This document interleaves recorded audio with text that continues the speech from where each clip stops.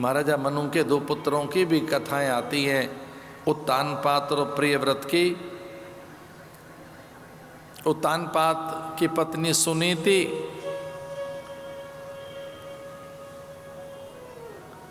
और दूसरी पत्नी सुरुचि। एक का पुत्र ध्रुव है, ध्रुव संकल्प। जातस्य ध्रुवो मृत्यु। एक चीज यहां तय है, मृत्यु तय है। इस पर विचार है तो कैसा जीवन होगा, और एक रुचि के लिए जीना है।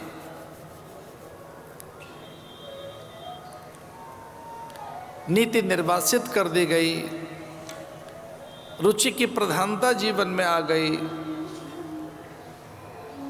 उत्तानपाद की कथा से इतना सा ही सीखिए आप कि हमारे जीवन में नीति की प्रधानता या रुचियों की, हम रुचि के अधीन हैं या नीति और नियमों के निर्वहन में हैं। जो नीति और नियमों के निर्वहन में रहते हैं वही सामर्थ्यवान है, उन्हीं की अक्षुण कीर्ति रहती है, और जो रुचियों के अधीन रहते हैं वे भटक जाते हैं। सुनीति निर्वासित कर दी गई। राजघरानों की भी अपनी कथाएं महाराज। कुछ लोगों का प्रभाव ऐसा रहता है कि जो नीतियों को निर्वासित कर देता है। कभी कभी सिद्धांत गौण हो जाते हैं, लोभ बढ़ जाता है। इस लोभ में विवाह किया था सुरुचि से इन्होंने कि हमें संतान मिल जाएगी। मेरी पत्नी संतान नहीं दे पा रही है बड़ी, इस भोग का क्या होगा, इन पदार्थों का क्या होगा। जिनके पास हृदय की विशालता नहीं होती वे अपने पदार्थों के रक्षण संवर्धन के लिए बहुत व्यथित और चिंतित रहते हैं। बड़े अज्ञानी पुरुषों को, प्राय सामान्य प्राणियों को देखा गया ये कहते हुए, कोई भोगने वाला नहीं है, इतनी चीजें हमारे पास हैं, इन्हें भोगेगा कौन।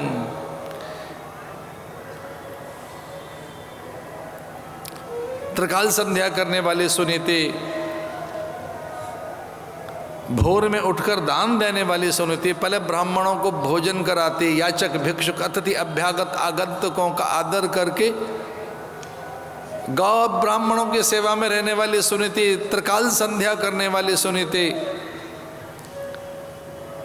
मैं देखा कि गुप्तचरी परिचारिकाएं हास परिहास कर रही हैं, घर के नौकर चाकर हंसी उड़ाते हैं आपकी दुर्बलता को देखकर।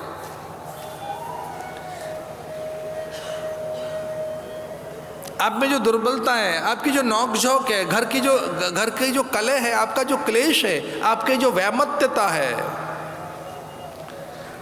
आपके झगड़े आपके बालकों को न दिखें।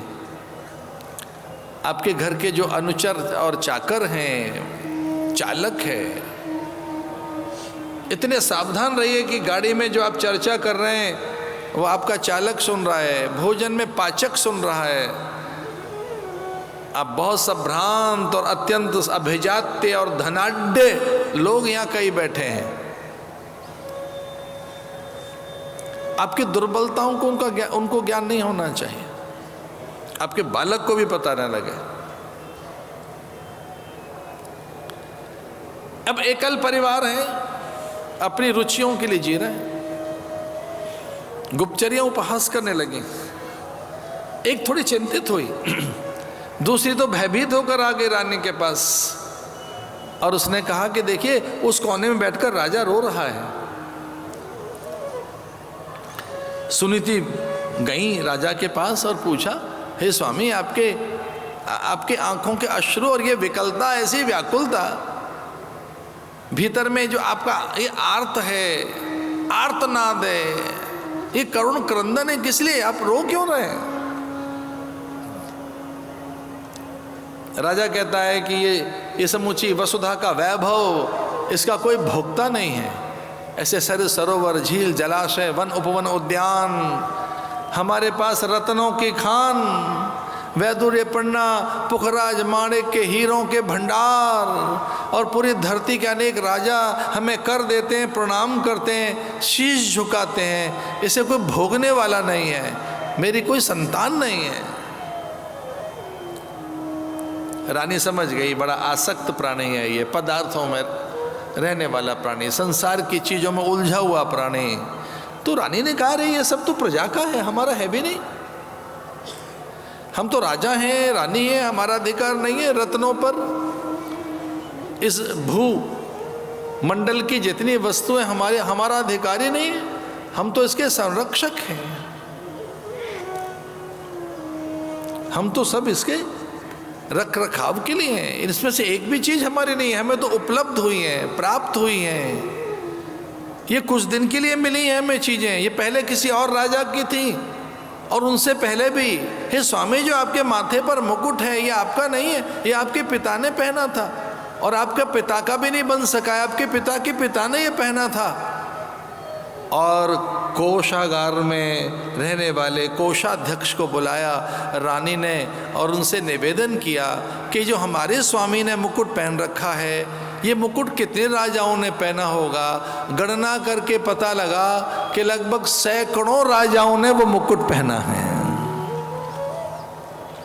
जिसे आप अपना माने बैठे हैं, जिस भवन वाहन को, जिन आभूषणों को, इस भूखंड को, ये मेरी जमीन है, ये मेरा घर है। सच मानिए 3-4 महीने पहले ये भूखंड हमारा नहीं था। जिस जमीन पर हम बैठे हैं, ये जो प्लॉट नंबर 10 है, ये जो अन्नपूर्णा मार्ग में प्रभु प्रेमी संघ का शिविर लगा हुआ है, सच मानिए अगस्त में, सितंबर में हमारे पास नहीं था। अब चमत्कार बताऊं, अक्टूबर में भी हमारे पास नहीं था।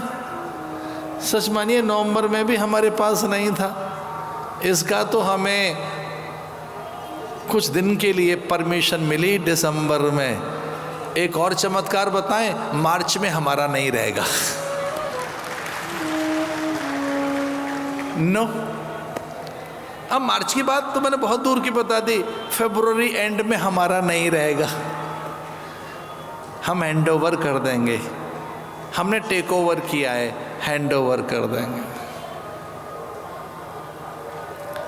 सन्यास की ब्यूटी देखनी हो, उसका सौंदर्य देखना हो, और उस सन्यास के सफलता में लगे उनके कार्यकर्ताओं को देखना हो, तो यहाँ आइए। आपको यहाँ सृजन दिखाई दे रहा है, फरवरी में आना, विसर्जन दिखाई देगा आपको यहाँ। हमारी नहीं है ना, रहना नहीं देश बिराना है। ये संसार कागद की पुड़िया, बूंद पड़े गल जाना है। हम तो ऐसे फक्कड़ लोग हैं, हर 2.5-3 साल के बाद एक दुनिया बसाते हैं और फिर चल पड़ते हैं वहाँ से। एक कोई सुधी साधक ने मुझसे कहा, कुंभ तो 12-12 साल के बाद आते हैं, पर आप तो हर 2.5 साल के बाद हमें बुला लेते हैं, इतनी जल्दी कैसे आ जाता है? सृजन विसर्जन। रानी ने कहा कि कितने बार मुकुट पहना, किसने पहना है बताओ ना हमारे स्वामी को। उत्तानपाद को बताया, बहुत लोगों ने पहना है, कितने युगों में पहले भी पहना है। ये धरती आपकी नहीं रहेगी, थी नहीं आपकी, रहेगी नहीं आपकी। हरिद्वार में मां की गौशाला में विचार कर रहा था, एक साधक के व्याकुल चित्त को शांत हमने किया ये कहकर, कुछ साल पहले हमारी नहीं थी ये, जब तक आंखें खुली हैं हमारी है, बंद होने के बाद हमारी नहीं रहेगी। वो तो देह भी नहीं रहते। राजा ने कहा मेरा चित्त शांत नहीं होता, तो रानी ने कहा चित्त शांत करने के तो कई उपाय, एक सत्संग उपाय, संत के पास चले जाओ। कि नहीं अब सत्संग नहीं सूझ रहा है, तो रानी ने कहा पर्यटन करने के लिए चले जाइए। हमारे देश में 2 विधाएं रही हैं, एक देशाटन, दूसरा पर्यटन। मैं बहुत ही विनय के साथ कहना चाहूँगा, पर्यटन की प्रवृत्तियाँ गौण थी इस देश में, देशाटन की प्रवृत्ति अधिक थी। और देशाटन से भी एक अधिक और बड़ी चीज़ रही है इस देश में, उसका नाम है तीर्थाटन। इस देश के प्राणी पर्यटन कम करते रहें, देशाटन भी कम करते रहें। एक है तीर्थाटन, 4 धाम, सप्तपुरी, 12 ज्योतिर्लिंग। और मैं एक आंकड़ों के आधार पर अगर आपसे बात करूं तो जितनी यूरोप की आबादी है उतनी तो हमारे यहाँ ट्रेन में बैठी होती है तीर्थ करने के लिए। एक बहुत अच्छे अर्थशास्त्री ने मुझे आंकड़ा बताया कि यहाँ की जो जीडीपी है उसमें 1.8 समथिंग, 1.9 और 2 तक भी सहयोग तो तीर्थ यात्रियों का है, धर्म का योगदान है। जितने यूरोप में बैठे हैं लोग, जितनी यूरोप की आबादी होगी उन देशों की, उतनी तो रेलगाड़ियों में बैठी है हमारे यहाँ तीर्थाटन करने के लिए अथवा देशाटन करने के लिए। आज भी पर्यटन कम है हमारे देश में, और पूरे पश्चिम में तीर्थाटन नहीं है, देशाटन नहीं है, वहाँ पर्यटन है, चेंज के लिए जा रहे हैं वो। तो रानी ने बड़ी सुंदर सी बात कही, तीर्थाटन कराइए अथवा देशाटन कराइए। और तीर्थाटन देशाटन से भी मन प्रसन्न नहीं होता, चित्त शांत नहीं होता, तो पर्यटन कराइए, ये बात अच्छी है। पर्यटन करने गए, रुचि नाम की एक कन्या से विवाह कर लिया। शर्त यह है कि ये मुझे पुत्र दे देगी, इससे संतान होगी तो मुझे एक धरती का भोक्ता मिल जाएगा। बूढ़े से उसने इसलिए विवाह कर लिया कि इसके विवाह से मुझे संपदा मिल जाएगी। दोनों छल कर रहे हैं एक दूसरे से। एक को संतान चाहिए इसलिए विवाह कर रहा है, दूसरे को संपदा चाहिए। बेमेल का विवाह है, जबकि पति और पत्नी में एक मत होना चाहिए।